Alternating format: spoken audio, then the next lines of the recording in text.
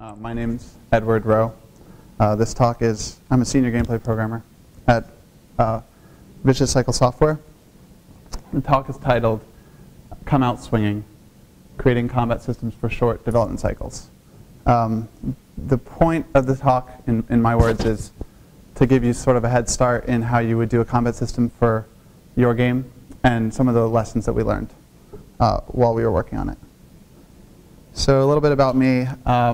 I'm a graduate from UNC Chapel Hill in 2007, and I had a bachelor's in science in computer science. Can everybody hear me? Okay.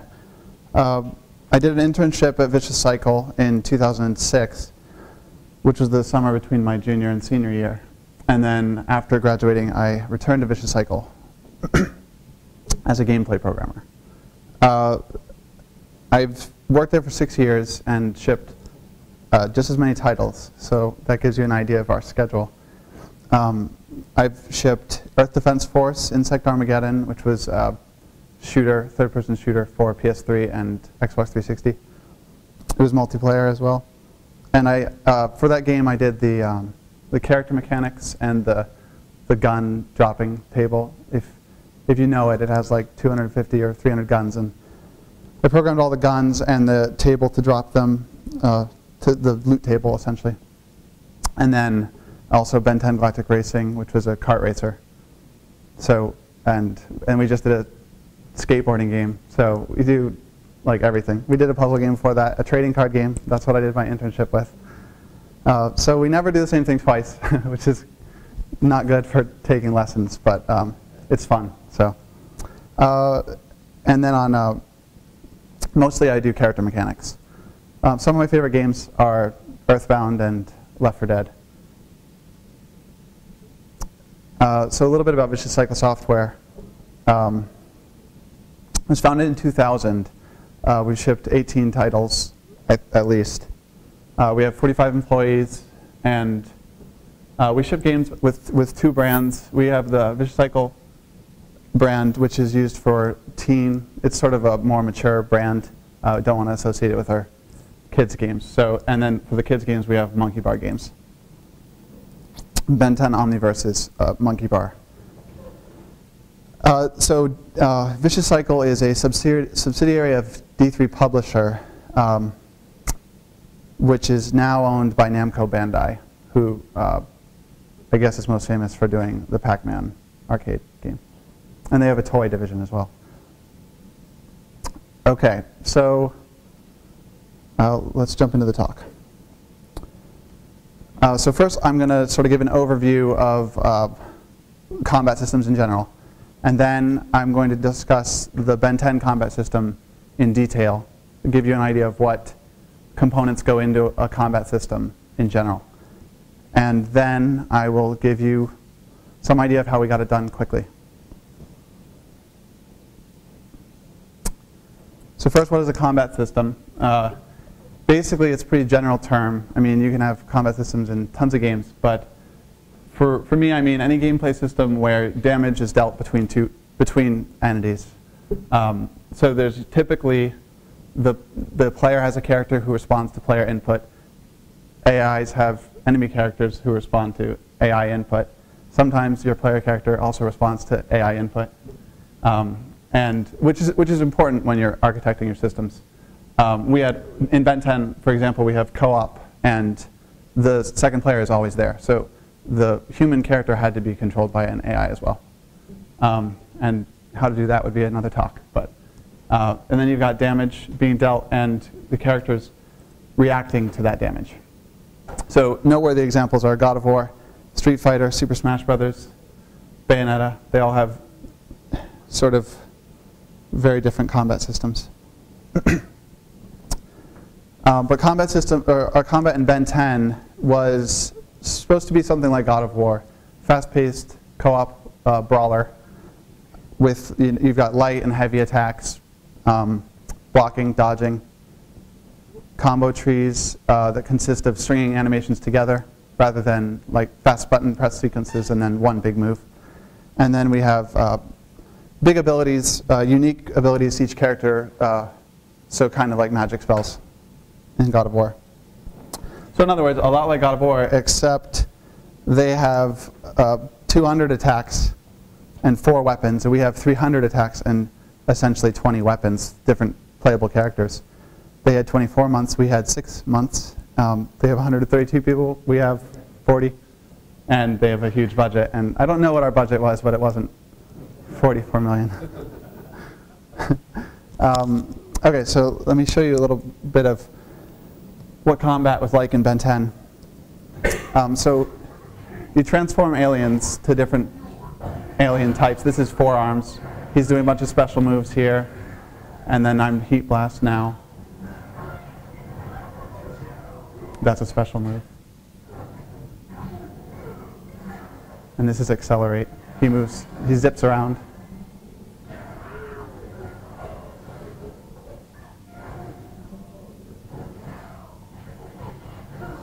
That was my favorite move.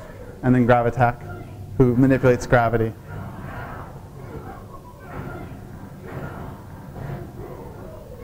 So, and back to Ben. So that's just an example of how hectic and crazy it can be, but it was a lot of fun, I thought.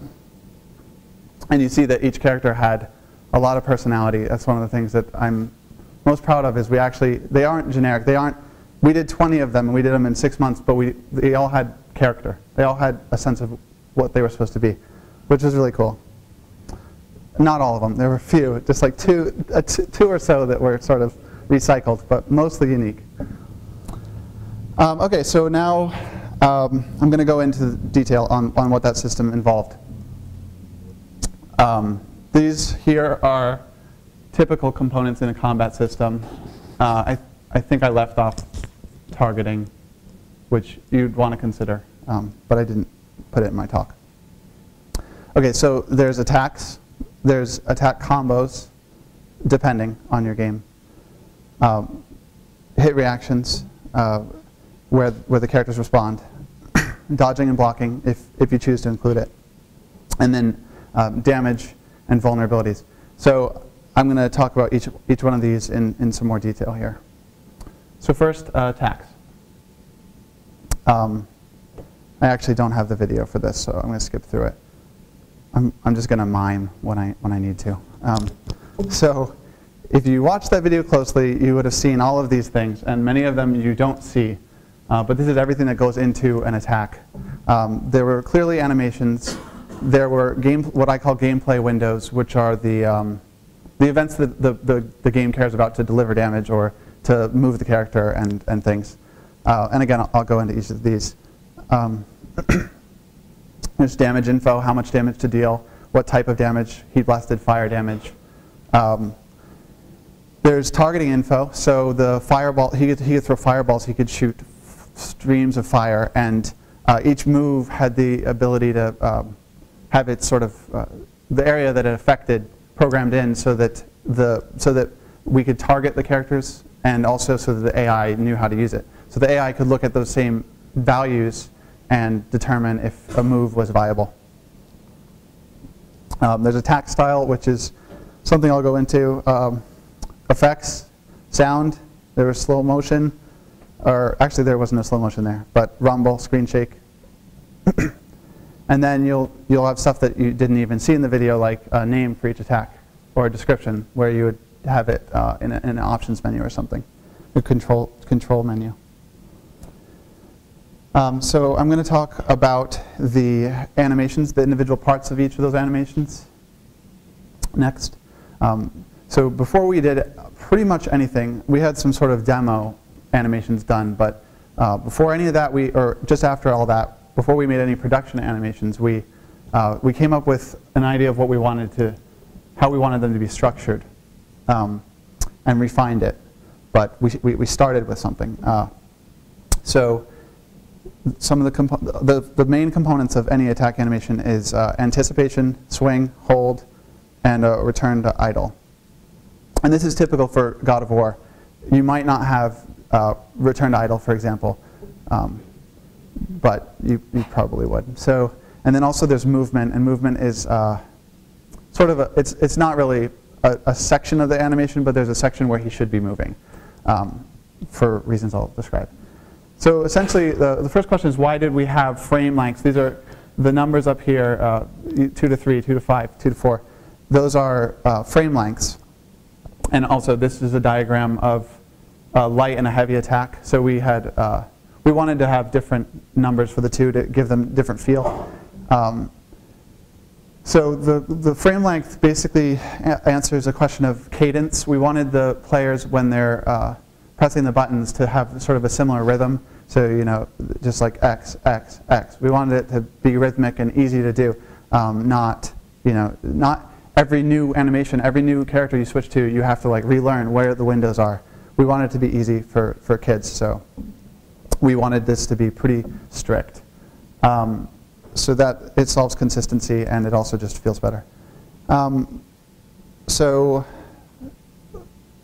now I'll describe each of these windows. So the anticipation is sort of where the character's got his fist up and back and he's ready to swing. It's just sort of, you know, a tell on the attack. Typically these are short, just to be responsive. A lot of games will do a 0 frame blend. I don't know how many of you are familiar with animation blending, but essentially it's programmatically going from one pose to another. So if I'm in an idle pose like this, and I go back to punch, that's not animated. This motion would have been programmatic. It would figure out how to interpolate between the two poses. So for us, we had two frame blends to all attacks. A lot of games will do 0, and I probably would recommend doing 0 just to make it feel snappy. But so for that reason, we had a minimum 2 frame anticipation, so that you actually reach that pose. By the time that it's fully blended in, now you're swinging.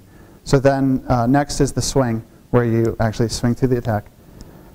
That is 5 frames maximum, and we typically just made them all 5 frames, just because it gives you more time to actually deal damage. So if someone walks in the middle of 5 frames, at any point he's dealt damage, rather than just being like 2 frames too late.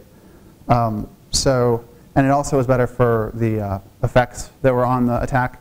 We had effect trails, so the trails essentially stamp off each frame of the animation, and if you just had one here and one here, you'd get a trail that went straight instead of a curve. So we want it to be a curve. So both of our swings on the heavy attack and the light attack were at least 5 frames. Next is the hold. This is where he sort of holds a pose at the end of the attack. And the reason why he even holds is because it's also the transition to the next, it's the point at which the next animation begins. So, in a right-left punch sequence, that left punch started from this pose, started from the hold. It didn't start from idle. The right punch comes from idle. This one comes from here. So they can't be played independently. That second one's got to be played after the first one. Mostly. With blending you can do it, but so the hold was longer, so that if the player was a little late putting the input, he wouldn't have already come back to idle and then snap back. It wouldn't flow. It doesn't flow correctly. You go this, this, this, that. It doesn't flow like this, that, right? I've never taken martial arts, so it it probably looks as I don't know, pretty hectic. All right. Next is the return to idle. This is where the character, if you don't press the button, he swings through and then he comes back. So for the most part, people didn't actually see this for reasons I'll get into. And then again, movement. Basically, the movement allows the character to keep up with the person that he's hitting. When we started this project, I didn't know why we needed to add movement. I just played a lot of games and they always move. I didn't know why.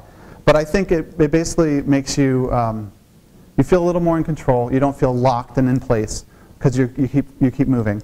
And it smooths out turning, because you're going to need to turn in the middle of your attack. And if you don't move, you just kind of pivot. And you've seen that. I mean, we've all seen that in games.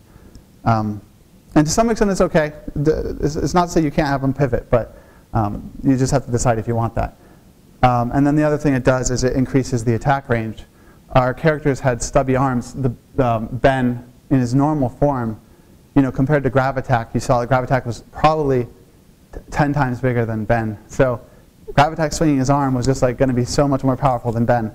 But one of the ways that we helped with that, we couldn't obviously solve it, but it's not a problem, but mitigate it a little bit, is to have Ben move a lot. Because if he moves, he sweeps a big area. And also we had animations that were like, cha, cha, cha. And like that, early on we decided that's not going to work because you just get this. Instead we always did sweeps. We did sweeps with everything. It made it a little generic, but it was okay. Okay, so now I'm going to talk about the parts of the attack that the gameplay programmers care about. So this is again our metrics that we wrote up before doing anything. And this isn't the final. This is the final numbers. We didn't start with this. This is our final metric. But anyway, so we have a turning window. That's where you actually I'll go list them all first. You have a turning window, an attack window, a next attack window, queued attack, interrupt to run, and interrupt to jump, dodge, or block. So the turn window was used for targeting, because if you aren't allowed to turn, you can't turn to face your target. So we needed to have it up front so that you could immediately turn to face your target. And also, one subtlety that I don't really show up here is that the character can turn faster at the beginning of the attack than he can at the end.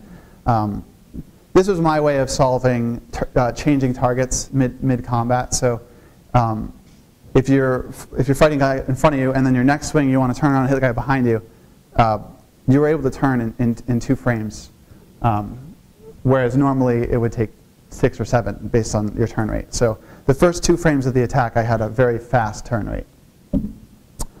And I could have done something like snap him 180 in a frame, but this just kept it all consistent in turning. The next window is the attack window. This is where you are actually telling the attack to deal damage to things that it hits, to look for collisions and to hit targets. Typically it's the swing. That's pretty self-explanatory. Then there's the next attack window. That's where it is allowed to transition to the next attack if you press a button and you have a combo to go to. And usually it has to start after the end of the attack, because otherwise you will cut off your attack a little early, which it was okay in rare exception. In like a couple exceptions we allowed it, but for the most part we didn't want them to sort of be punished by pressing the button early. And then we kept it to the end. We kicked it all the way to the end here, instead of doing it, say, here. And that was just to be more tolerant to people that are sort of lazy pressing the buttons. Not lazy, it's fine. It's just if they're casual or whatever. Just slow. And then, so the other thing that's important to do with that is queuing. It's pretty much essential to have queuing, or at least be thinking about what you're going to do with queuing, or if you're going to do it. We queued the entire attack, queued the next move. So if you did the next move in the combo, if you pressed it early, let's say you have a combo that can go X, X, or XY.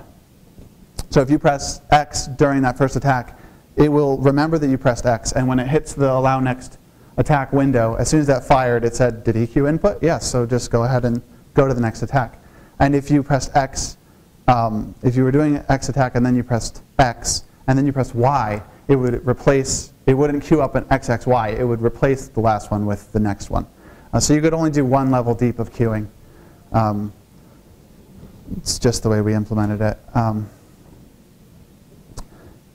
So then the interrupt to run window, this was to solve people feeling stuck. When their character is in that return to idle pose, going like this, you're like, come on, let's go, let's go. If you don't want to go to the next move in the combo, which you've said because you haven't pressed the button, we allowed you to press the stick and move.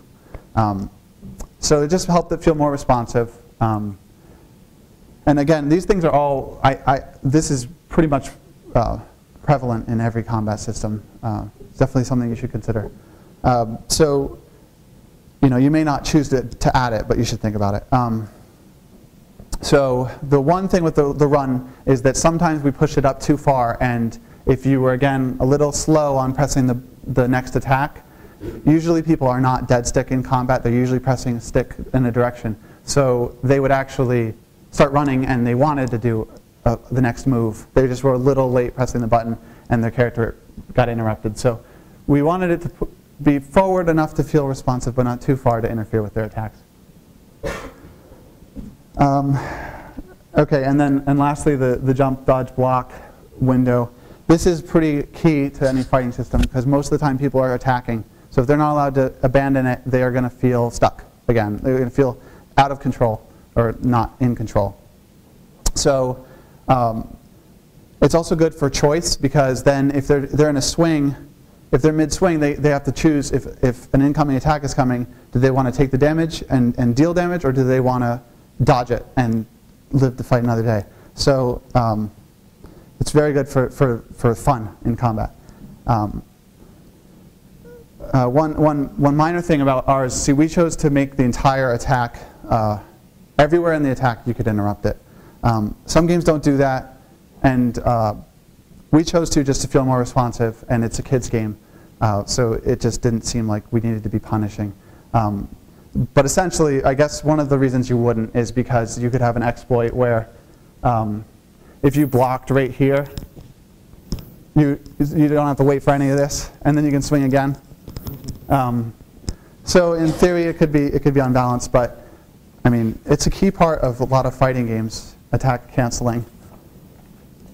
So it can also be intentional. Street Fighter, I believe, intentionally puts it in at this point. I don't know if they originally did, but you know, you can interrupt long cooldowns with like some kick. I don't know.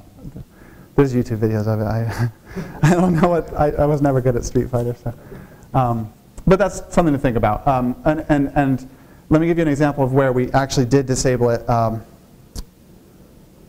I don't think there was an example in that video, but we have a guy that has long, his arms can stretch.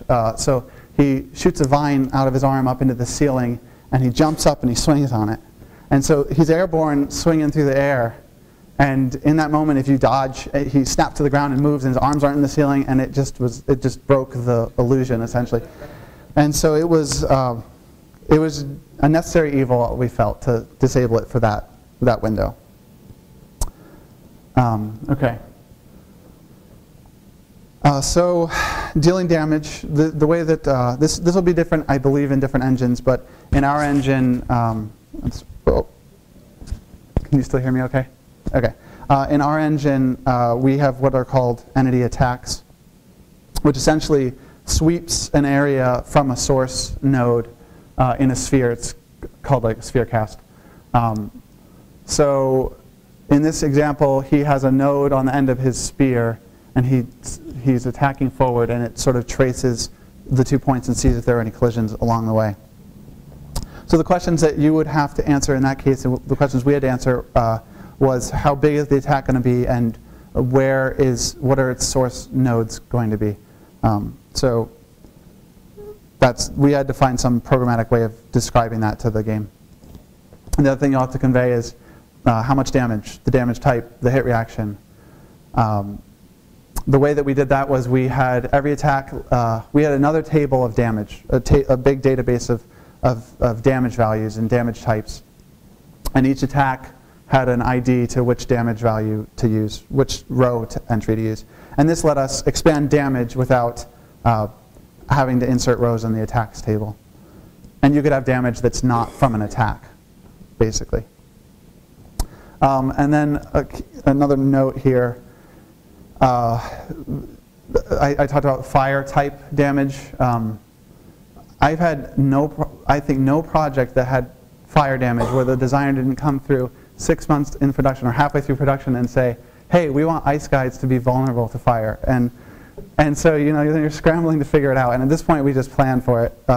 We just assume that they're going to ask. We have a big table of vulnerability, and everything's just 1, 1, 1, 1, 1, 1, 1, until the designer comes through and says, okay, change that to 50%. So, so next, the aesthetics of the attack. This is basically everything that goes into attack that helps make it feel satisfying. I think programmers tend to not really want to spend a lot of time doing this stuff because it's not, I don't know, it doesn't do anything to the game, with the exception of projectiles or AoEs. But I think it's really important to making the combat feel good, and it definitely shouldn't be neglected. And I would say even do it way up front so that you learn lessons and also get people inspired about the game. If you've got really cool attacks that do really cool effects and do really cool stuff, people will start getting excited about it. So it's good to do it up front and not save it till too late. So some of the effects that you will want to consider using and what we use in Ben 10 are attack trails. That's sort of self-explanatory. Hit effects, effects at the impact location. Warm-up effects if the character charges up and does something. AoEs, projectiles. And the key questions with almost all of those are orientation and location. Where are you going to spawn the effects from? How are you going to tell the game where the effects should spawn? And what should their orientation be? Our solution was we actually spawned everything, the attacks and the effects both came from those attack nodes that we put on the character. I'll rewind a little bit. Every character had, every limb that could swing had an attack node on it, and it was dedicated to that limb. So if he swung his left hand here, that was MH attack 2. This was MH attack 1. And we never borrowed, we never changed. It wasn't, we didn't use one here and then move it over to the left hand and then use it here. And that was just in case we had blending, where if you blend those two attacks, the node's going to like hover through space as it goes from one to the next. So we had those attack nodes, and then we used the effects from those attack nodes as well. And one of the things that our effects guys liked was that the animators would orient the attack node in the direction of the attack. So if he swings like this, the node would be like that, so that when he spawns the hit effect, it comes out like that and sort of goes with the motion. A sort of a cheap way of getting some really good looking stuff. And there's all the sounds that go along with it. Again, sound is great for feedback, and if you're prototyping and you aren't convinced that your system is good, get some sounds in there. Get some sounds, because it will trick your eye into seeing things that you weren't seeing. You know, there's actually studies where they show a room of people the same graphics. You may have studied this. They show them the same graphics. Two rooms get the same graphics, but one of them has awesome sound and the other one doesn't. And they ask, how do the graphics look? And the one with the good sound, everyone thinks looks better. So anyway. And then another level of polish, slow motion, rumble, screen shake, frame hitch. Frame hitch would be like when you hit them, you actually pause the screen for a frame and then move on. It helps sell the impact location. We didn't use this because of co-op. We were a little worried about when the second player is punching and then the first guy. So the first guy gets a hitch for no, you know, but you may want to use it. All right. And lastly, attack styles. This is something that we've sort of realized after developing a little bit. We probably caught this in the prototype stage. But essentially, not every attack should be programmatically the same. For example, these are 3 of our styles. We had more, but 3 of them were grounded, jumping, and airborne. A grounded attack meant if you fall off the edge in the middle of the attack, you would immediately start falling. You would interrupt the attack to fall.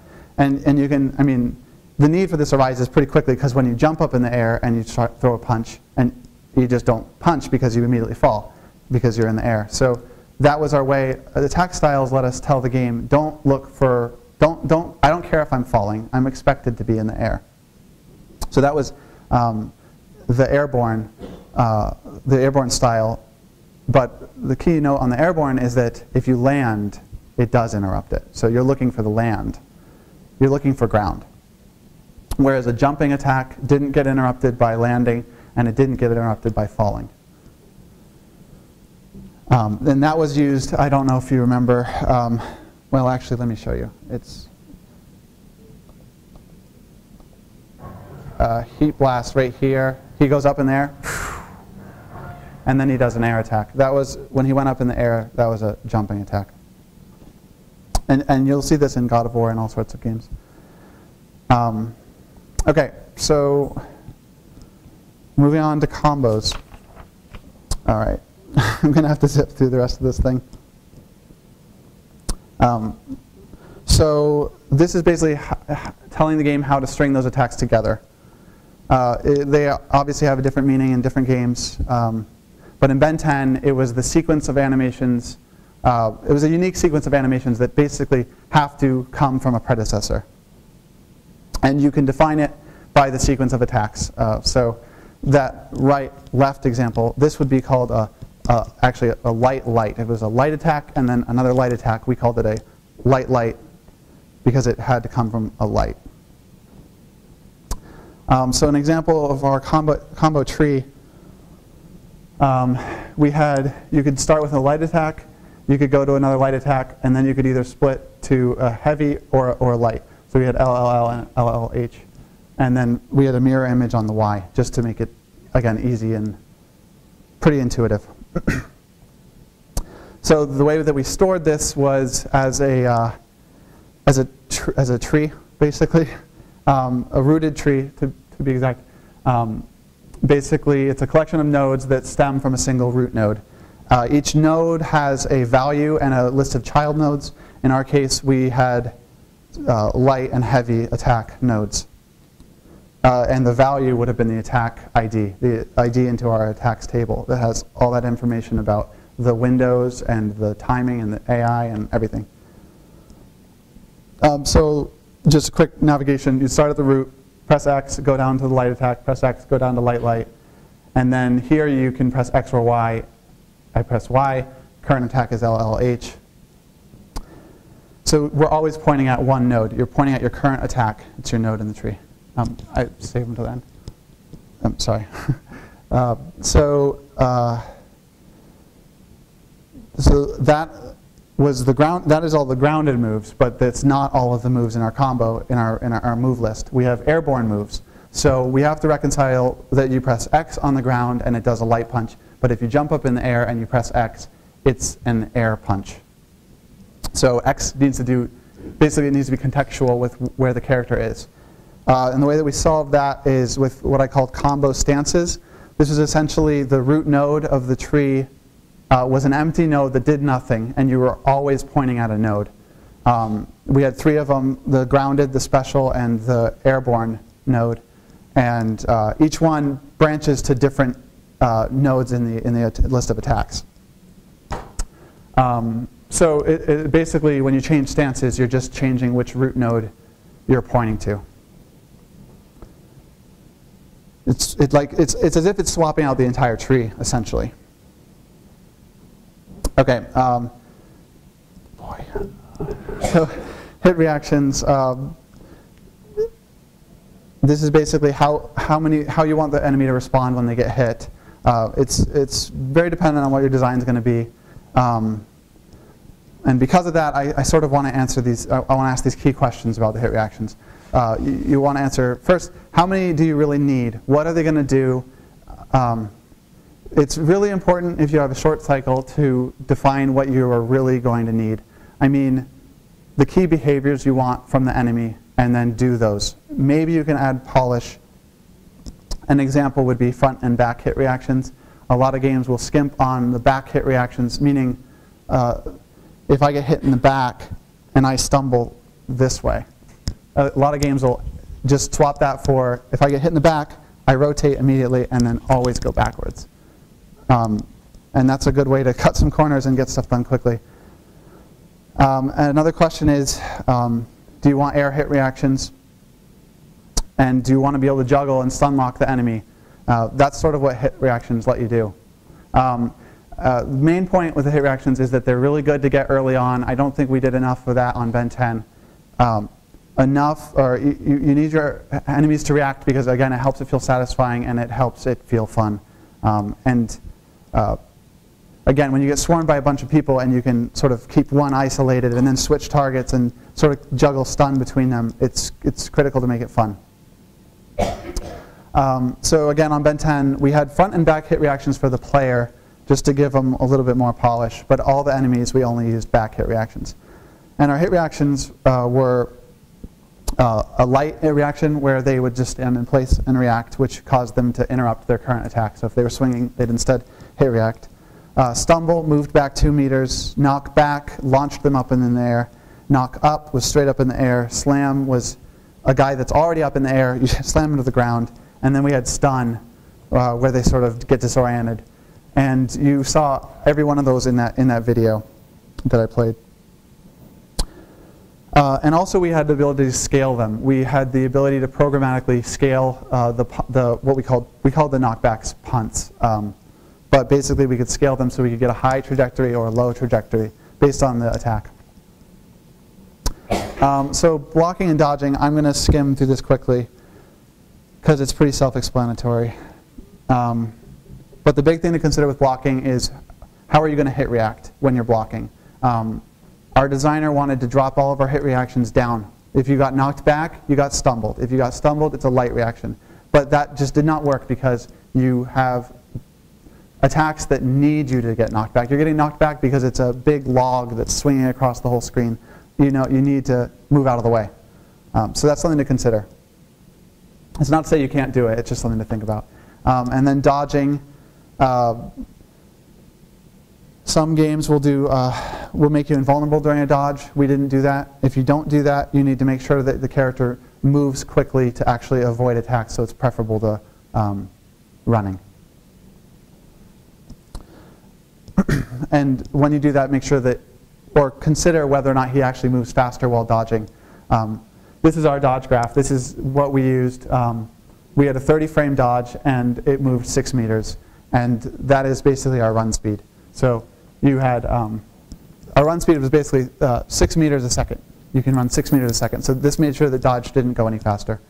And the surge and the distance is pushed to the front of the graph there. So you have a surge of speed, and then you sort of roll to a stop. So damage and vulnerabilities I covered. Okay, so how to get it done quickly. A lot of the things will be in your power, a lot of them won't be in your power, but I'm going to try and sort of talk about all of them. So first is to scope appropriately, reuse attacks if you can. I mean, if you have an AoE, for example, you might want to have a lot of characters that have AoE.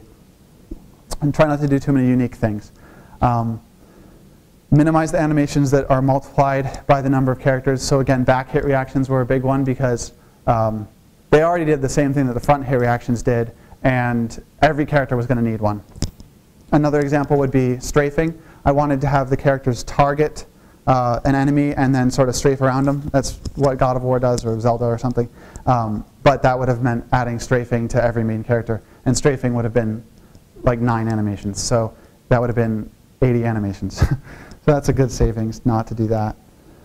And then identify which attacks from your design look high risk, meaning really difficult or time consuming. Our designer did an awesome job. I cannot express how awesome of a job he did laying out all the attacks right from the beginning. A lot of them got changed. I would say half of them or more got changed. But just starting somewhere is important. So he had a description with reference from the show on every attack. If he swings from the ceiling, if that guy swings his vines from the ceiling, there was a reference video of showing where that was in the cartoon, which really helped our animators speed through them. So then I was able to go through that list and say, yeah, this looks pretty difficult. And then on paper, it's easy to change it. It's easy to think of something else. Can we think of something that maybe reuses one of our other attacks? And that was within reason. We wanted, again, to have everybody feel unique. So we had plenty of attacks where I said, all right, accelerate, the guy that draws that line and then zips along. I dragged my feet on that for so long. It was like the last thing that I did, and I just feared it. This is going to be so hard. It's not going to be fun. And it ended up turning out awesome, I thought. But I agreed to do that because he needed it to feel unique. So then another key way is to eliminate inefficiency. And inefficiency can sort of crop up in any stage of development, can have some inefficiency. But the big sources of inefficiency are if you learn a lesson too late, you figure something out too late in the process, you either have to rework it or leave it. And on our schedules, we usually just have to leave it. And it always hurts to do that. But, or you have to go back and rework your assets, so it's just a waste of time. You could have testing overhead if you do something over and over and over and over. For example, those aliens that you transform into, you only can do that when your energy meter is full. So rather than, and each attack drained energy. So you could do hypothetically you could do 3 attacks and then be back to Ben and then wait 8 seconds for the meter to restore and then test your next 3 attacks.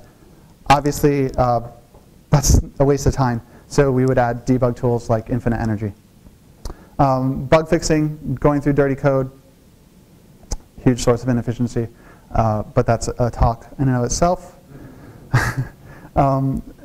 Waiting for loads, and then if you've got tools that are cumbersome and slow.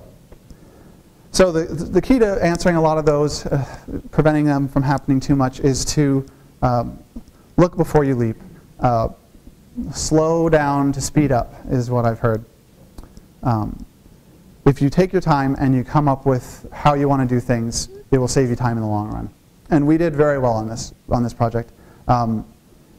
We had to do an E3 demo on Ben 10. We had to get a demo that was playable by people, which is a nightmare, and we had to do it really fast. It was really scary, and it was a bunch of overtime right at the beginning of the project, but it was really great because it helped us identify a lot of things that were wrong, because we had to get what they call vertical slice, true gameplay all the way through. It had to be fun, it had to be cool looking, everything had to be there. We couldn't say, oh, we don't need effects because that doesn't do anything. We had to have them. So we learned a lot. Things to think about here are doing a lot of research, loving the design that you work on, prototyping with purpose, and embracing quality control. So research, I'm a huge advocate of research. I'm probably one of the biggest researchers at our company, and people probably mistake it for me playing games, but but that's the point actually of this slide, is it's not just playing games. You need to not just win. It's so tempting. I play video games and I see a pit and I'm like, I don't want to jump in the pit because I want to win, I want to beat the level, but like as a designer, as a developer, you kind of need to know how do they solve those problems and throw yourself off the edge. As you play to research, think about how you would implement what they're doing in your tech. And if you find something that is interesting, something that is clearly a problem that they encountered, and they solved it somehow, that's just one less problem that you will find out too late. So it's critical for that. It also gives you a back catalog of experiences in your head, the ways that it should feel. And that is where playing can be okay. Just play it so you know how this game feels. I think we just did a skateboarding game, as I said, and I think that's, if I could post-mortem one thing about that game, it was that not enough people on the studio were familiar with skateboarding games. Not that many people played them, and it suffered for it because people didn't understand the genre to the extent that they needed to. Another useful tool is YouTube. I am perusing YouTube all the time, and I just learned like 5 months ago that you can get an ad blocker and never see the ads at the beginning. So they probably hate that I'm telling you get an ad blocker, but when you go to a video, I must have watched this one video of Dante's Inferno 50 times. That's a little bit of an exaggeration, but not too much. It was a demo reel of someone's animations, and it had combat, and it just had, combo, combo, combo, combo, combo, back to back, and it was great. But I probably saw 10 minutes of ads throughout the time, or more. Another useful thing is if you can't find the video, make a video, take pictures, take video. I have video on my phone right now of God of War that I just filmed the TV as my friend played it. And then if you want, you should also have an emulator or a system at your desk. I have a TV and a console with God of War at my desk. Next is to love the design that you're working on and love what you're working on. This is, I think, the biggest piece of advice that I would give people because it helps keep you passionate, it helps keep you motivated and makes you creative, and it motivates people around you, and it makes sure everyone has the same vision and the idea of where they want to go with the game. And a lot of people think that arguing with a designer is like insubordinate. But I'm telling you it's not insubordinate, and it's his job, his or her job, to make you love what you're working on. They have to sell you on the vision. If they can't sell you, then how are they going to sell it to people? Be willing to compromise, but you need to love what you're working on. Yeah, this is a thought out of Art of Game Design by Jesse Schell. You guys might have read that, but so next, prototyping with purpose. I'm going a little bit over, but I'm almost done. So these are sort of some of the things to think about while you're prototyping. The whole purpose of prototyping is to figure out how you want to do things in production. It's to figure out how it's fun and what you need to repeat. So be thinking about that all the time. For example, we made our metrics first, and then we built to the metrics, and then we remade the metrics, and then we built to those metrics until we felt like we got it right. And then through that, you can figure out how long it's going to take to do what you need to do, and then figure out if you need to, say, cut a character. We didn't cut any characters, which is pretty cool. We just did a whole lot of overtime. That's the other thing.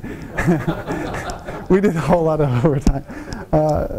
6 months, I think I did a month of overtime in 6 months, and other people did more. So, yeah.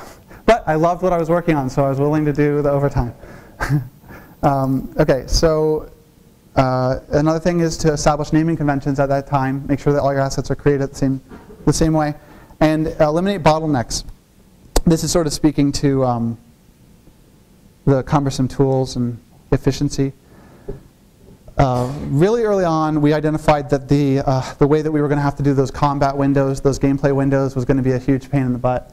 This is a screenshot of it. This is just the gameplay windows. You would have effects and sounds on there as well. Essentially, they just come up as orange boxes with nothing else on them. I can't color the boxes. I would have liked that. But I can't do anything. They're just orange. So if you look at that, you cannot tell what the turn window is, what the attack window is, or the run window. You just can't see it. You have to hover over each one and wait a second, and then the tooltip comes up, and then you can piece it together that way. So we just said that's not going to work, and we came up with we used them in a spreadsheet instead. And this might look worse, but it wasn't. Essentially, while that loads, essentially you can sort of see it here. You know, you would say the frame that it started and stopped, and I built this previewer in Excel where it would show you what the windows were. So you said the steer starts at 0, ends at 9, and it rendered it as a window, which should look a lot like the metrics that we wrote, which was pretty cool. So that's not the data, though. The data is, well, I'll pull it up if I get to. Hold on. See if I can. It's slow. Well, anyway. It's pretty cool. Just take my word for it. All right, so then debug tools. This is really quality. This is a quality thing. The risk here to not doing this is maybe bug fixing late in the project or shipping with bugs. And maybe just not noticing. You just don't notice the bugs are there. This sort of prevents that. It also makes last minute changes a little more feasible. The scaling that I talked about on the knockbacks, the scaling that we did where we had, when Gravitac punches that guy up and he goes flying, that was not going to be possible. We had all the knockbacks were the same. They were made to metrics, and I verified that they match the metrics. That's the first thing. Verify that your assets are adhering to the metrics. And because I knew that everybody was the same size, I don't know, a month before we shipped, I scaled them, because I knew that nothing was going to be out of whack. So the way that I did that was with checklists. Big advocate of checklists. They improve your memory. They make sure you don't forget something. They define your responsibility. So you know everything on that list is what you are responsible for checking, and then it's accountable. So if you check it off and you didn't actually check it, you're on the line for it. And I wrote checklists for myself, and I even felt bad checking them off. There was one checklist that I wish I never made because it was just so annoying to check this thing. But every time I went to check it, and I would think, I could just check it. And I thought, I really shouldn't, because it just felt guilty. So even though it was my own checklist and nobody even looked at it. Another thing is debugging tools. The metrics that I was talking about, I had a robot, an AI essentially, that dodged, and then it spat out how long it dodged. Dodge left, dodge right, dodge forward, dodge back, jump, jump, double jump, and it just spat out, I moved 6 meters in over 30 frames. I moved 6 meters. And then I diffed the output against what I expected it to be, and I found where there were errors. And we had AOE visualization tools, so you could slam on the ground and then you would see how big the AOE was. That was just to catch small little errors. That probably wouldn't be a big deal, but it just was better quality. And then I had in that table, let's see if it loaded. Well, okay, here I have you see that these cells, these are the attack windows. I could color them if there were errors. So if they were out of whack, they would go red, and it would fix it. When it converted it into the game, it would actually fix it. So we didn't ship with the end and the beginning swapped, for example. We didn't get any bugs about that because it wasn't possible. Okay, so that's the talk. I went a little over. I hope that gives you an idea of sort of what to think about when you build combat systems, and sort of a mentality on how to do it efficiently and quickly. So, thank you.